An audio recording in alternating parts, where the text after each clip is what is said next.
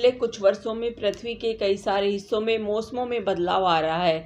वैज्ञानिक इन बदलावों का मुख्य कारण कार्बन डाइऑक्साइड की बढ़ती मात्रा को बता रहे हैं और इसका समाधान हर व्यक्ति के कार्बन फुटप्रिंट को कम करना बता रहे हैं। क्या है यह कार्बन फुटप्रिंट और इसे कैसे कम करें? वृक्षारोपण इसका सबसे आसान और प्रभावशाली तरीका है। किसी एक व्यक्ति का हमारे पर्यावरण पर क्या असर होता है, इसे नापने के लिए वैज्ञानिकों ने कार्बन फुटप्रिंट नाम का सिद्धांत दिया। करीब करीब वे सारे काम जो हम रोजाना करते हैं या हम जिन भी साधनों का इस्तेमाल करते हैं उन सब से कार्बन डाइऑक्साइड निकलता है। औद्योगिक क्रांति से पहले मनुष्य द्वारा पैदा किया गया जितना भी कार्बन डाइऑक्साइड वातावरण में आता था वह आसपास के जंगलों और पेड़ पौधों द्वारा सोख लिया जाता था।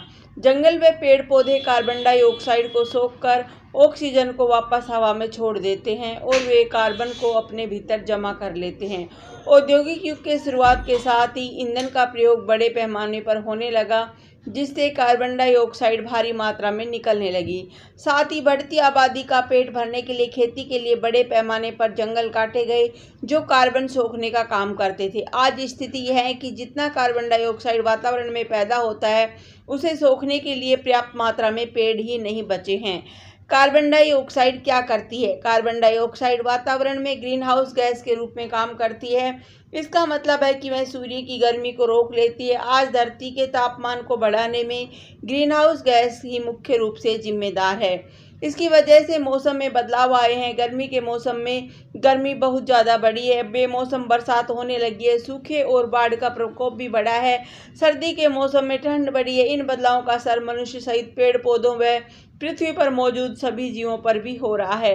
वातावरण में कार्बन डाइऑक्साइड के बढ़ने के कारण हमारे द्वारा चलाए जाने वाले वाहनों से होने वाले प्रदूषण के अलावा और भी ऐसे कई कारण हैं, जैसे बिजली, इलेक्ट्रिसिटी। हम जिस बिजली का इस्तेमाल करते हैं वह ज़्यादातर जीवाश्म ईंधन जैसे कोयला, प्राकृतिक गैस और तेल जैसी प्राकृतिक चीज़ों से बनती है।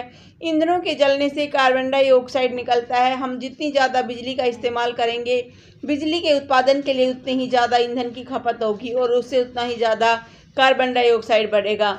जो अन्न हम खाते हैं वह भी हमारे कार्बन फुटप्रिंट में महत्वपूर्ण योगदान देता है, खासकर तब जब हम तैयार खाद्य पदार्थ खाते हैं या फिर हम ऐसे पदार्थ खाते हैं जिनका उत्पादन स्थानीय तौर पर नहीं हुआ हो।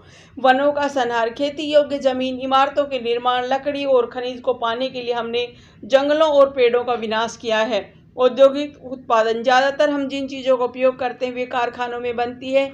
ये चीज़ें फिर से नए पैदा होने वाले खनिजों व धरती से निकलने वाले ईंधन के रूप में इस्तेमाल से बनती, जिन्हें दूर दराज के इलाकों तक मालगाड़ियों से भेजा जाता है।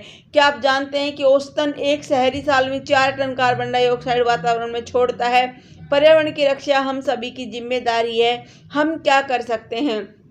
जहाँ तक हो सके ज़्यादा से ज़्यादा पैदल चले, स्थानीय और रिसाइकिल उत्पादों का प्रयोग करें, स्थानीय चीज़ों का सेवन करें। इंसान के पास अपने कार्बन फुटप्रिंट कम करने के कई तरीके हैं।